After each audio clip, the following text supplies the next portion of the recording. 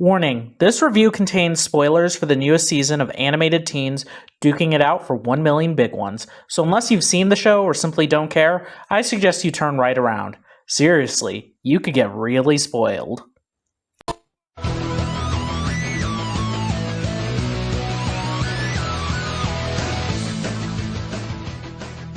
Hey guys, it's Leoko Gem and welcome to another video.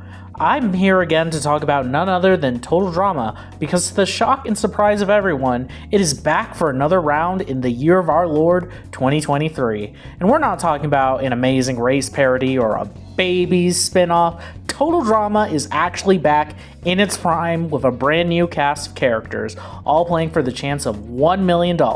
Isn't that great? When I went into the new season, I thought that I'd watch it and just make a simple tweet of, hey, it was neat, or wow, that really bombed. But, well, I have a very involved history with this show that I went into in another video half a decade ago when we thought we were getting a new season like this, but got Drama-Rama instead, and seeing new content that went back into the competition again, it dragged out a lot of those opinions in me again. So I had to sit here and make what I'm sure is going to be a stupidly long video about it.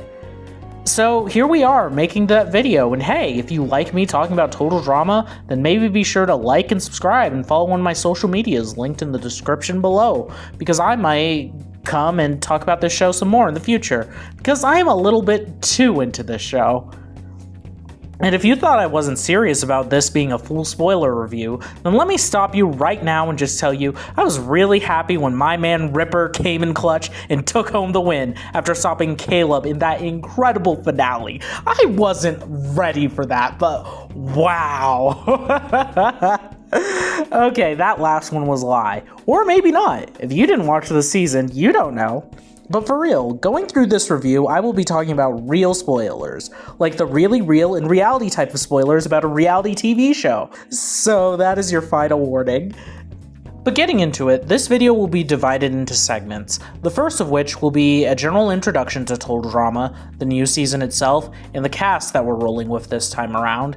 Then we'll be getting into things that I liked about the season, followed by all the things I disliked, and then a couple of other things that I think are worth noting, and then wrap it up with a conclusion and answer the question in the thumbnail. So without further ado, let's begin. What is Total Drama? So, what the heck is Total Drama anyway? Well, Total Drama would be an animated reality show from the mid-2000s, based off of the actual really real reality show Survivor, which would pit a group of contestants against each other on an island where they would face various challenges for a chance at prize money. Total Drama is the exact same, except it uses animated teens to do the challenges, meaning that nobody gets sued if someone dies. Isn't that great? Contestants in this show get to compete in all sorts of dangerous challenges to win the money.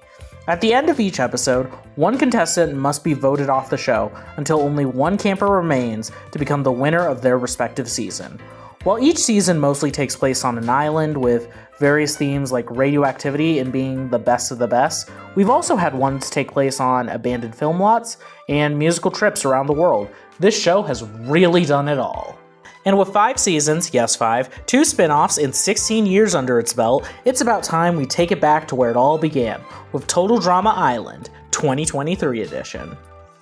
Right back where we started, this season takes place on Camp Wawanakwa, which is not sunken into the bottom of the ocean. Don't ask questions about that, it's fine. Anyway, the season follows a new group of teens from the early 2020s, competing on the island where their mid-2000s counterparts originally did for $1 million. They'll be facing death-defying challenges, horrible food, a maniacal host hell-bent on making them suffer, and if that's not bad enough, then they'll also have to face each other. It's a dog-eat-dog world, right here, right now, on Total Drama Island. So, how about we meet all the new characters? I'm sorry, I really wanted to do that. Anyway... Millie is a bookworm who is writing a book about how terrible her generation is. She's not like any of the other girls and is easily the worst one. I will not accept criticism. Even though this video is exactly that, it's criticism. Moving on. Axel is a survivalist who is prepared for any and all situations, including and not limited to the zombie apocalypse. She's like if you threw Sean and Eva into a blender. Priya is the ultimate response to Total Drama existing for 15 years and has quite literally been trained for the show since birth. She's in it to win it and will finally make her parents proud and finally win the million so that she can go off and live her own life. Z is quite literally Jude from 16 and is just here to vibe. He's got an affinity for spawning soda cans out of thin air, which in a way reminds me of the sandwich guy from Stoked. Ripper, to the disappointment of the entire community, is a guy who rips farts like no man's business. We had that slight glimmer of hope when we saw him ripping his shirt off in that first trailer, but alas, it wasn't meant to be. Ripper is one of those really rough kids who will often pick on others to put himself on top. He is really into himself and has a dream of breaking the world record for the longest fart held by someone under 18. Yeah, I can't believe I read that out loud. Anyway, Damien is a guy who has never watched the show before and was dared to audition by his friends. He's a cool dude who is often overwhelmed by all the craziness of Total Drama, who's also a pretty smart guy too. He's the best one. I make the rules. This is my video. Lauren, or Scary Girl as she is quickly dubbed by everyone on the island, is quite literally that. Utterly terrifying with a few screws loose in her head. She wants to watch the world burn and watch everyone suffer. It's pretty funny actually. Bowie is here to fucking slay, and as he says himself, is the first openly gay contestant on the island. With a scheme always under his belt, he makes sure to be a good competitor for the show. It's every day, bro, with that Total Drama flow. Chase is the man with the YouTuber, fro? Except he doesn't have an afro and, Chase is a prank YouTuber who came onto the show as a part of it all. Emma is Chase's ex-girlfriend who came onto the show to win the money and donate some of it to an animal shelter. Why? Because she ran into a pet store after Chase cut the brakes on her car, which is actually insane. What the heck? MK is a literal criminal who will steal the socks off your shoes if you're not paying attention. Her whole thing is to try and sneak her way to the top, using any and all advantages that will come to her. Caleb certainly exists, alright? Anyway, next up we have... fine. Caleb is one of the most beautiful young men that anyone has ever seen. He's as cool as they come and certainly makes for one of the most well-liked players from the cast. You guys remember Big Time Rush, right? Well, Wayne and Raj are nothing like that other than the fact that they're hockey players and aren't the brightest bulbs in the bunch. They're two lovable himbos, and we love them for that. Nichelle LaDonna is a Hollywood superstar known for her roles in all sorts of action movies. She's prepared to take on anything that the game throws at her because as a famous star, she's done it all. Julia is one of those feel-good influencers that are all about Zen life and self-betterment. She's just a child of Mother Earth and is more than happy to share those good vibes with Total Drama. Yep. And of course we have Chris and Chef. Chris McLean is our host with the most, back for another round of sadistic torture, here on Total Drama Island. While Chef is the island's cook, and is here to serve up some food, as well as dish up some additional pain and challenges when necessary, but also serves to pull Chris back when the time calls for it. With all the players and the hosts on the board now, let's talk about all the good that this season has going for it. First off, we have the animation. The season is easily the best that Total Drama has ever looked, and that shouldn't be a surprise to anyone. With a lot of the motion being as fluid as it is, and the colors popping as much as they do, it really is just perfect. The animation team at Total Drama has always been improving since the show began, and by the time we got to the likes of the Redonkulous Race, it was beginning to make Island look like it was on a shoestring budget. In fact, when Dramarama had started, one of the first things I noticed was how good the animation looked, and even said that they had refined the show's art style in my initial review of the show. I did not say this in that review, but back then I wished that such good animation was being put to something else, and I'm really happy that, finally, that talent is being put to Total Drama proper now. No hate against Dramarama, of course. It was fine for the most part, it just wasn't for me. But it's a good show that looks as good as possible while maintaining the refinement that Total Dramarama had. I love it. But the greatest strength that this show has is easily the characters. I know I just got out of talking about them, but I just have to gush over how good this cast is because, man, it's such a good cast. Now, these kids aren't the original cast. Not yet, but I definitely think they have the potential to get there. But I already prefer them to the likes of the Pacateo cast, and maybe even the Revenge of the Island cast too. And that's awesome! But what makes these guys so good? Well, let's talk about their stellar introductions. From the get-go, the cast managed to be pretty interesting, and I liked that. Baking their audition tapes into the episode was a really clever way to get us immediately interested in them, as well as get the gist of their characters right away. It's something the show has never done before, but man was I sold when I saw them do that. Instantly charming, and I love that. But even better to say is, much like the original cast before them, I felt that this group felt like a real group of kids that I could see getting into these situations to some extent. Damien, for example, remember he's the best one, is one that surprised me. From the moment I saw his design, I thought he was going to be a super cool guy, challenge-dominating beast that is owning both the game and the social game, and I was surprised to get a kid who had never seen the show before, who had a bit of a smart side to him. He felt very relatable in his fear of everything going on, and the fact that he even auditioned in the first place because some of his buddies thought it would be funny. We've had them before on Total Drama, but with how long it's been, this just feels right. Ripper is terrible. But aside from the whole world record fart holding thing, which don't worry, I will be talking about that later, he felt like your pretty classic bully character that was way too into himself. Using Priya as a human shield to get his own way, calling people smarter than him nerd, that sort of thing. Tropey to a certain degree, but him being as rough around the edges as he was felt pretty real to me. And of course, we've got the hockey guys, a pair of lovable himbos who I absolutely adore. They felt incredibly endearing and are just the cutest pair of friends you've ever met. Plus, add in Wayne just wanting good things for his bro by coming out to him and being the most supportive he can be as well, just wanting good things for him? That's great. It makes me want good things for the both of them. To take a shot for how many times I said good things in that part. But it wasn't just how real they felt to me either. Modernization is a thing that has come with every new season of Total Drama. If it weren't the implementation of things like smartphones and the likes of the Redonkulous race, or even Owen having a Nintendo Switch in Dramarama, it's something that has very subtly been added to the show over the years. But now here we are in 2023, which means the cast is going to be full Gen Z. Making huge jumps like that can be a gamble for just about any show. Some can be out of touch and just make that the most blatant, try-hard caricatures of modern teens, whereas others can slam dunk it and get it them right. Of course, this part of the script is in the good section, so thankfully I think that they did really well with this, and it shines through the characters.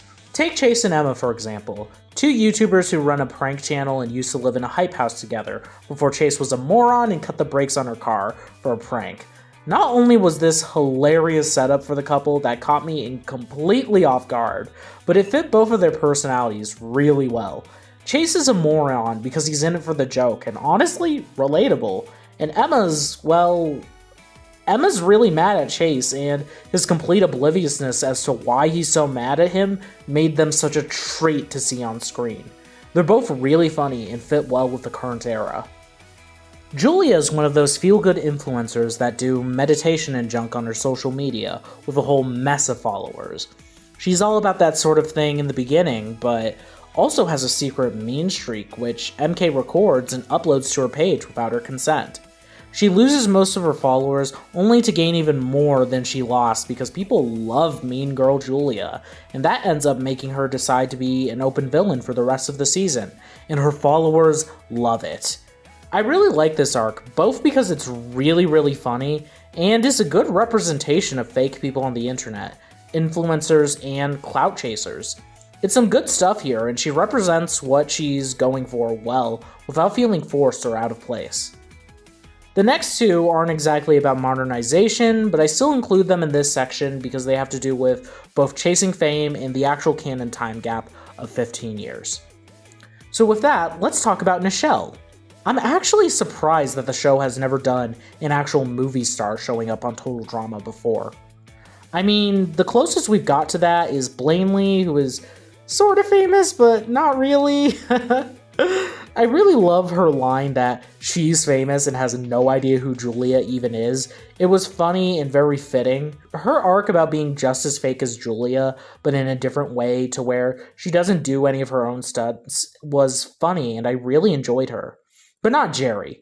Jerry was the one who abandoned her when she needed him most, and honestly, takes Millie's place as the worst character. I hate Jerry. And then we have Priya, who, as I said earlier, is the perfect response to Total Drama being 15 years old, and I really mean that. Someone with parents being obsessed with the show and having their child train for it in hopes of a reboot is something that is so perfect from an in-universe perspective. I just love it. Total Drama was the #1 show all over the world in their reality, and we had obsessives like Sierra. It's no wonder that someone who probably auditioned themselves and didn't get in made their kid do it so that they could live vicariously through their kid. It's like dance or pageant moms. It's perfect, and I would actually love to meet Priya's parents in the show because of that. I love it. And it's stuff like that that leads into pretty good character development for the kids. Damien, who, again, best one. God, you gotta stop, Waze. Anyway, Damien, once again, doesn't want to be here and goes through it from not knowing what he's up against to hating being on the island and wanting to leave to actually starting to have a little bit of fun, only to immediately be eliminated. He has a clear and concise character arc, and it's fun to watch him dive into the madness only to get cut off just when he was getting there. I would have liked to see how far he would have gone with the game since he was ready to play, but there's always next season, right? While they're certainly not my favorites, Priya and Millie's friendship is done very well, and to a certain degree, I do like watching the two of them become friends, only for Millie to begin to strain that relationship, and for Bowie to break that entirely until they make up in the finale. It feels very reminiscent of things like Beth and Lindsay's friendship building in Action, or Mike, Zoe, and Cameron's friendship in Revenge of the Island, and I can't help but appreciate that. I've already talked a little bit about Julia's Damnation arc. It's perfect. And then, of course, there's my man Bowie, who became more and more desperate as the game went on, and was willing to do anything he could to win, right up to the finale. He played his game well, and even when it looked like he was going to go home, he weaseled his way into the finale by using anyone he could. But he wasn't evil or bad or anything like that. He was just playing the game, and honestly, I can highly respect him for that. With the contestants out of the way, though, let's talk about one of the best parts of the show itself, and that's the game, or more specifically, the challenges. Challenges this season felt right at home with some of Total Drama's best, and a few of them have easily become favorites of mine. Capture the Skull, Stranger Flings, the Cassowary one, and the finale were all among the best for me this season, which offered interesting times and a lot of good laughs. But the two that I want to bring the most attention to now are Injure Your Selfie and the Eating Challenge from episode 7. Starting with Injure Your Selfie, I once again can't help but bring myself back to the topic of the modernization of the show, and how this very easily could have been pretty cringy with the use of selfies. Would have been really easy for an out-of-touch writer to have thrown in a joke about duck lips or something, especially with the animals, but it keeps a clear focus on the comedy and even throws a jab at the fact that Chef is trying to explain selfies to teenagers, which is pretty funny. I was very happy with this challenge, and since it also calls back to the ones like the Safari Challenge in Season 3. Good stuff, guys. And then there's the Eating Challenge, which is my absolute favorite of the season, because it is such a Total Drama classic, and they handled it like champs there. Not only was Chef at his absolute best here, making all sorts of horrible, gross foods for the contestants to eat, but it cracked me up having them show how he made them and treating them like elegant, fine cuisine. It was a Total Drama classic done classically, and it was awesome. And make no mistake, it grossed the hell out of me to see all of that stuff, but that just means the episode was doing its job and doing it well. When they bust out the freaking tapeworm, I was both dead from laughter at the absolute absurdity of it, as well as making me want to lose my lunch. Chef's line about the fact that the other dishes were at least pretending to be food killed me too. It was such a good episode. Additional bonus points for the multicolored vomit for absurdity points, and to Julia for playing Z and the milk. I mean, hey, if it works, it works. Hopefully my man Z will never be a parent though. Oh. Good thing Z survived the elimination for that one, because that brings me to another additional high point of the season, the eliminations themselves. I loved the more dramatic Survivor-inspired eliminations. When the season started, I wasn't really sure because I loved the classic music and everything, but this really grew on me throughout, and I kinda loved the build-up and the tension that it gave to each one, walking them walk up to the dramatic music, the cheeky animations, stuff like hiding in the woods, and of course the dramatic shots and camera angles. It was very cool, and I hope this is something that they keep for the next one. The cast and crew did a phenomenal job at making these eliminations feel as climactic as possible, and I gotta give a massive kudos to them for that. Also, this just goes without saying, but the season itself was a lot funnier than I expected it to be, with a lot more of the jokes landing than I expected, and even managed to still get some laughs out of me on a second viewing. Another good thing to note is Chris himself. Now, everybody knows this, but for the ill-informed, Chris started the franchise as your friendly neighborhood host guy who was in it for the ratings, but ultimately cared if the contestants were about to die or anything like that. By the end of the show, he had become flanderized to such a degree that he was a caricature of his former self, going out of his way to make sure that everyone would get as brutally injured as possible and was no longer as fun to watch. This is still present to a degree this season, but seems significantly toned down and has Chef to rein him back in when the situation calls for it. He's definitely still unhinged and a little ridiculous, but I can thankfully say this is not an All-Stars or a Pacateo Chris that we're dealing with. Maybe more of a Revenge or World Tour Chris. Another thing that was great about the season is that I was very happy that the cartoony antics of the show managed not to overshadow the more real and down-to-earth side of the season. Now, Total Drama has always been cartoony and ridiculous to a certain degree, but it still maintains somewhat of an air of feasibility, as well as a down-to-earth vibe when it let its characters be characters and interact with one another on a more personal level. A major problem that emerged as we moved more into seasons like All-Stars and Pacateo is that these aspects started to go away.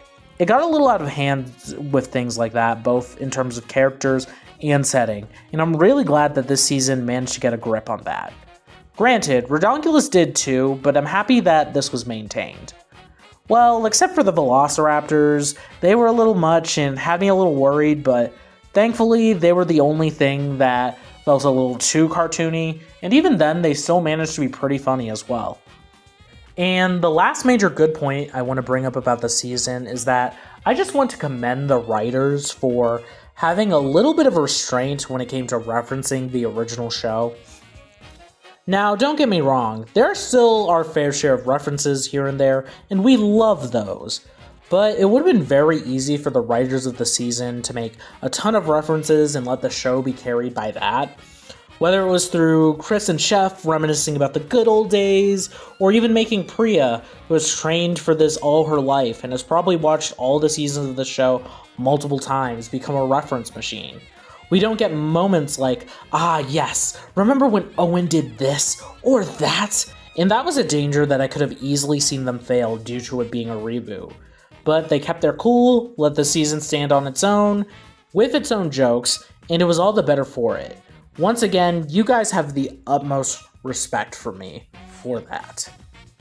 Unfortunately, no show is perfect, and it's because of that that I have to talk about the low points of the season. Right off the bat, the first and most notable issue with the new season has to be the pacing of its episodes. Everything about this season is incredibly quick and on the rails, and it doesn't really give the characters much time to breathe or have much downtime with each other, which is such an unfortunate thing because one of the greatest strengths of the first few seasons of Total Drama was that time given to allow the characters to do things together outside of the competition. Now, of course, this decision is understandable. Despite my complaints about this show was only picked up for 2 13-episode seasons, and the writers have worked with what they were given. But still, the writing for this season, when it comes to pacing, seems to feel more fitting with that of the Redonkulous race than it does Total Drama.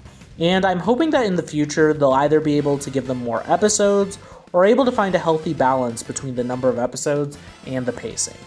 Another issue I can't help but note is that while I've been singing the praises of a lot of the characters, some of them do feel a little bit gimmicky, and that poses its own fair share of issues. Now, I know a portion of the community is going to hate me for this, but hear me out. Let's talk about Scary Girl, because she is the one that this problem affects the most. Don't get me wrong, I did enjoy the character, but my major issue with her is that for the moment she really only has the one joke and has very little room for character development past that. Now, we've had crazier characters in Total Drama before. Izzy is a good example of this, but Izzy also had more purpose and interest in the plot outside of being weird and terrorizing her fellow competitors. She had relationships and friendships past that for her, and you may be asking me, what about her questionable friendship with Priya and interest in Damien? And while that is true, most of that is done in order to continue just to make her strange and terrifying. In the actual show itself, the best part about Scary Girl is the fact that she didn't overstay her welcome, as I feel personally, having her jokes around for 10 episodes or so would have gotten old. We pose a danger of that happening if they do not expand upon her. The same can be said for Chase and Emma, who were funny at first but ultimately overstayed their welcome and got a bit stale. And Z and Ripper can be said the same too, to a certain degree. But all 4 of those characters are far less for me to worry about than that of Scary Girl. Another issue I had with the season is that I felt like Julia had a little bit of plot armor when we hit the merge. Don't get me wrong, I get that she was there to serve the role as our central antagonist of the season, and we need that to get a little bit of drama going. That's cool. Not to mention her desperation was very clear and present. But at the same time, she won more challenges than I felt she should have. Between the merge and her actual elimination, she won half of the challenges that she was up for, and part of that is because of the small season and all, but I think that she could have posed to lose maybe at least once or twice more. Additionally, the merge itself happens a little too early in the season. Yes, it is at the halfway point from an episode perspective, but with 10 players left out of 16, it didn't set well with me, especially when I felt on second viewing that the merge happened when it did to save Julia from not being immediately ousted by her team.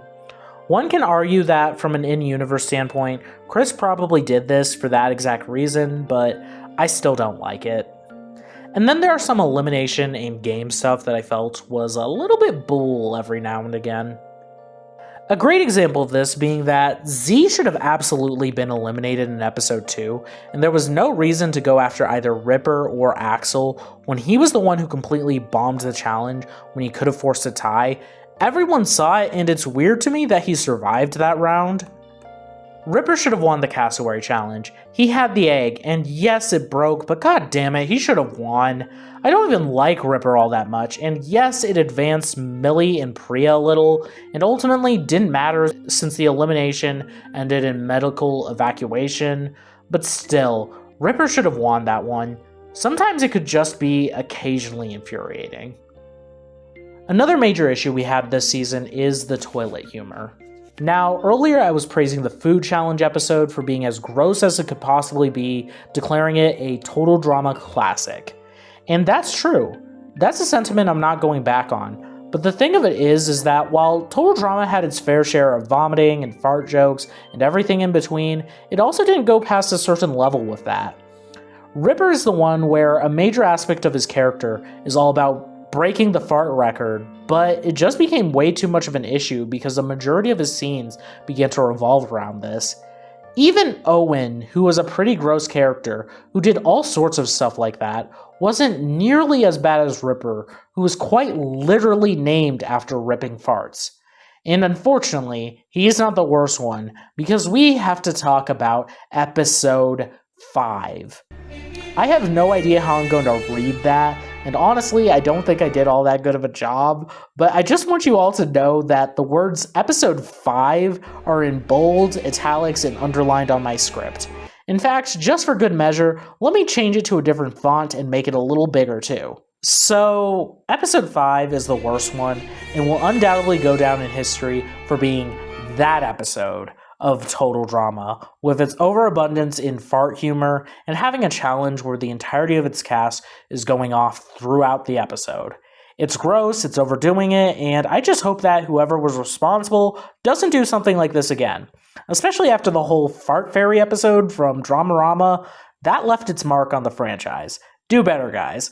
You guys have a little bit of a recurring problem there. Stop. Less is more, after all. With all of that said, let's move on to my last issue, and that's Chef. He was pretty good this season and got a lot of laughs out of me, but, does anyone really know what his role is exactly? Like, no, seriously, I assume that he's been promoted to co-host, even though he kinda was that to begin with, but in a more permanent stance, I guess? But he's also working directly in the interests of the producers, but at the same time in the interests of Chris? It was very strange, and you'd think that with it being a reboot, the updated outfit and everything, that he'd have gotten some form of a new role with an explanation as to what's up. But that just simply did not happen, and we've just got to roll with the new chef. It's not the worst thing in the world, I was just surprised to see that they didn't do anything with that. But that's all the bad I really have to talk about, and for now, let's just get into other random stuff before we come to our conclusion with all of this. So there's some other additional stuff that fits into neither good or bad that I want to talk about before the end. First up, let's discuss the 15-year time skip. This surprised me right from the get-go, as I just figured the new season would be some sort of ambiguous amount of time after Pacateo and or the Redonkulous race, the usual couple of months or a year between seasons so that the original cast would be around 20-ish. But now, we went the whole 9 yards with 15 years, which is just about the amount of time that the franchise has existed in reality. Bold decision, but one that I'm here for so that it kinda leaves the originals in that comfy late 2000s time, which I can't help but enjoy. It safely resets Total Drama back into the modern day, but also leaves a gap between this and the other seasons that I can't help but note as potential for future stories or seasons. Whether that means they fill the gap with more seasons that happens that we currently don't know about yet, or if they decide to bring the older casts back in some new form in their older age, it's sure to be a really good time, and I'm excited about that. Then there's the theme song, and let me just tell you, it was cringe. Okay, no it wasn't. Honestly and truly speaking, I don't have an issue with it, although I can't deny that it gave me a type of whiplash that I wasn't expecting when it came at me with the "Hey, what's up, I'm here to slay." It literally made me feel like I aged 20 years in a single instant. It was wild. But when I was done having my existential crisis over the lyrics, I actually came to be pretty okay with them, honestly and truly speaking. Do I miss the old ones? Of course I do. But honestly, the idea of Total Drama 15 years later, I feel like these are pretty fitting since I'm 90% sure that the opening itself is actually canon within the series. It would make sense for an executive in the Total Drama universe to want to do the lyrics so that it's hip with the kids, and I can't help but appreciate that from a meta perspective. That and a lot of the lyrics still invoke the original feelings of competition and all that jazz with lines like "I'm here to slay," "Don't know why the rest even bothered to stay," and "Crushing players' dreams." It's pretty alright, all things considered. And, well, if you don't like it, there are the plethora of edits that will be taking care of that. So, yeah, intro's okay. Then there's the LGBT romance, which I did not really touch on throughout the rest of the video, outside of saying that my man Wayne was the best ally. I really like Bowie and Raj. They're really nice together, and I just want good things for them. I think they do suffer a little bit from the pacing issue, because Raj just kind of kisses him out of nowhere, but it definitely did get the ball rolling for them.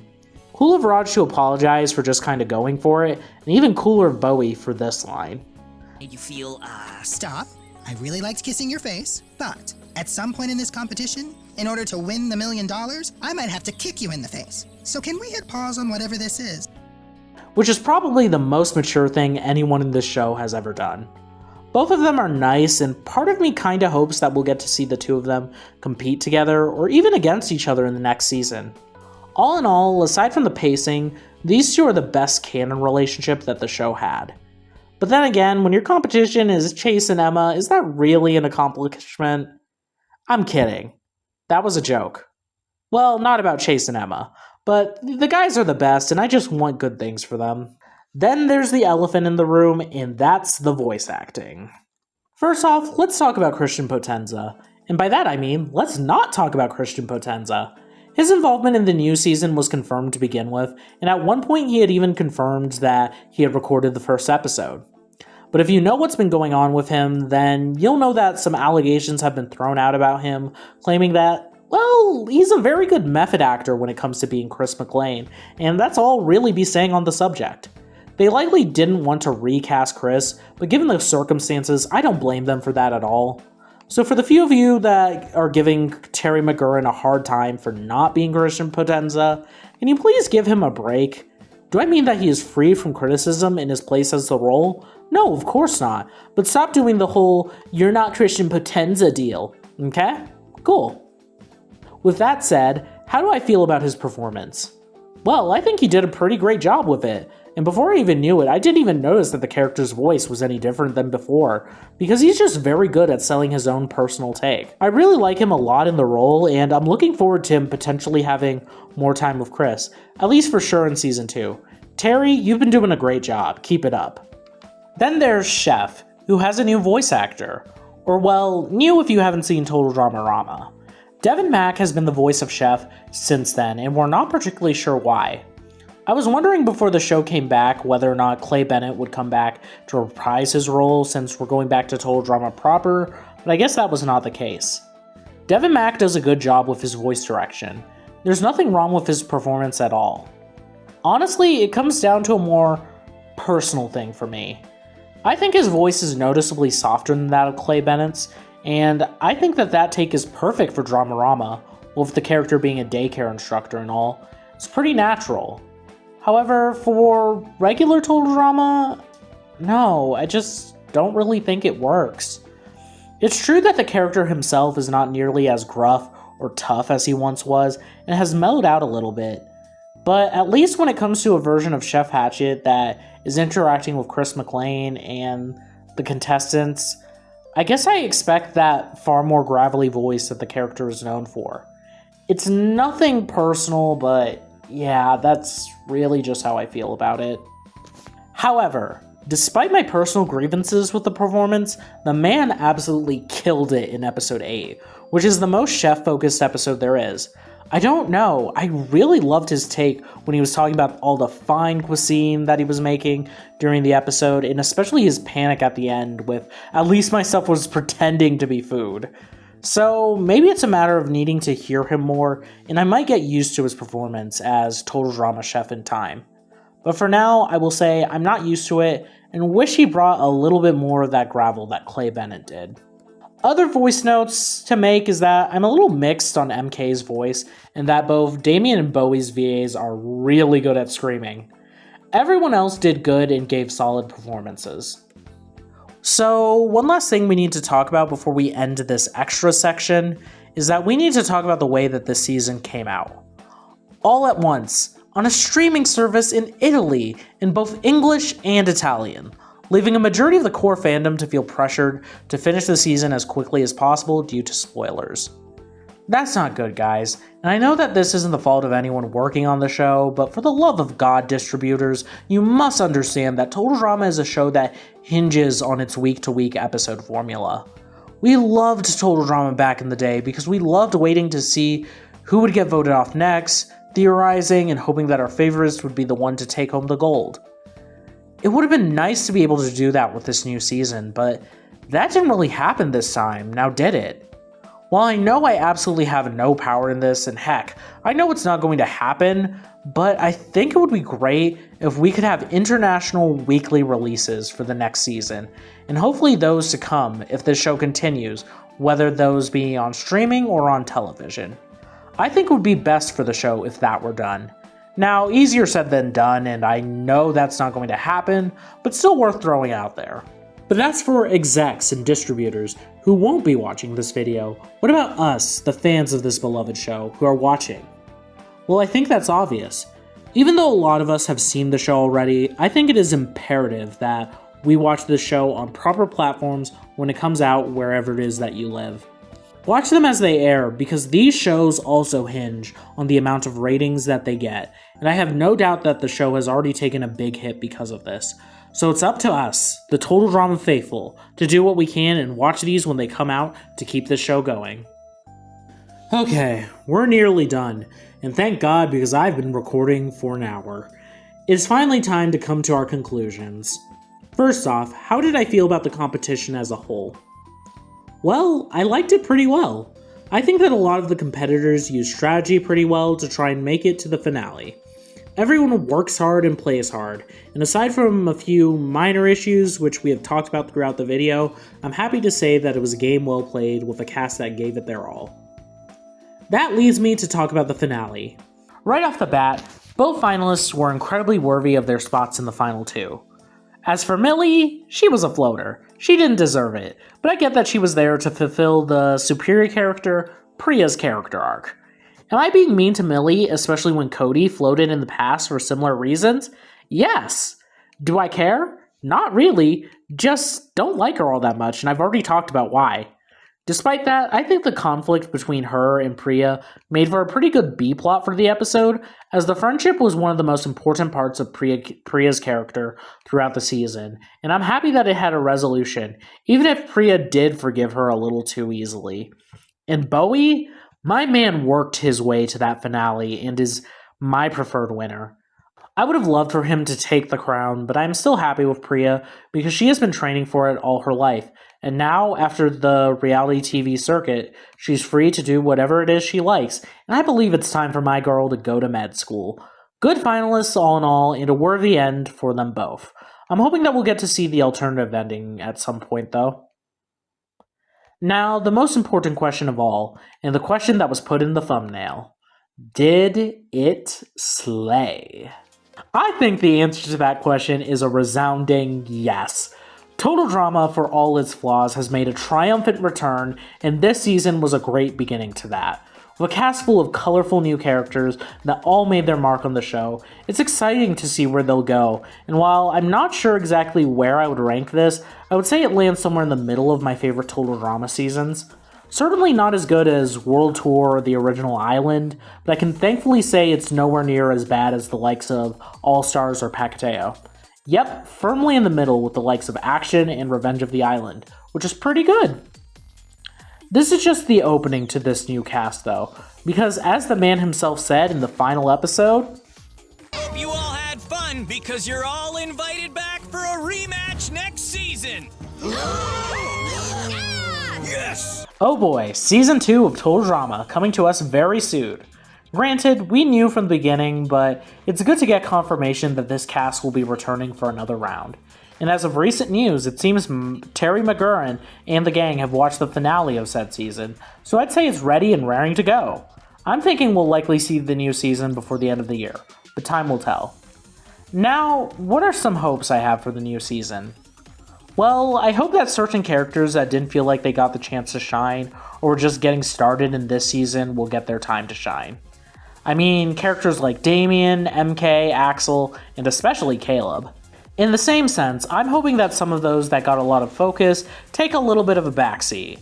Now, not completely, of course. I wouldn't mind Bowie or Julia going far again, for example. Like the originals, there are just some characters that are good at the game and make it far a lot, like Owen or Duncan, and I don't think the new cast should be excluded from that.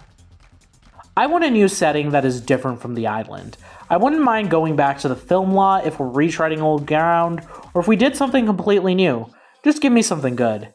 Now, I do think that we'll still be on the island, but a guy can hope. I want both Chris and Chef to be just as present as they were this season, as they were great together here. Never let Chef go again, guys. Please, I beg you. He's so funny and a wonderful addition to the Total Drama team. And yeah, I'd say those would be my biggest wishes. Just make it good. After this season, I have high hopes that the second time around will be even better. But with that said, a new generation has now entered the total drama cycle, much like we did as unsuspecting youths of the late 2000s. And well, I hope Cartoon Network will be able to deliver on the hype that we once had between Island, Action, and World Tour. God, I remember being so excited about this show, and even talking about it in elementary school. I remember a buddy of mine who had a cousin from Canada who said Owen had won and I didn't believe her. I remember being on vacation and ending up looking up the first episode of World Tour because it came out in Canada early, and I had to see it while I was on vacation in another city with my family. I remember silly little league like, oh my god, Cody is in total drama action. Oh god. I want the same for kids of today. Let them have this edgy little Survivor spinoff to get excited about like we once did. Let them clamor over Bowie and Raj like we did Courtney and Duncan back in the day. Let them have this show and have these characters go through all sorts of changes and development for the foreseeable future. Let them have it all. But don't forget about us old-timers, of course. I love the new kids, but I wouldn't mind seeing some of my old favorites every now and again in new and exciting ways. But that's all I really have to say about this new season of Total Drama, and what I'm sure will be a stupidly long video. But what do you all think? Did you like the new season? Did you hate it? Let me know in the comments below, and thanks so much for watching, especially if you made it this far. And hey, if you like this video, be sure to like and subscribe and follow me on all my social medias linked below. Thanks so much for watching, and with all of that being said, this has been the Leo Kujem, a warpin' out.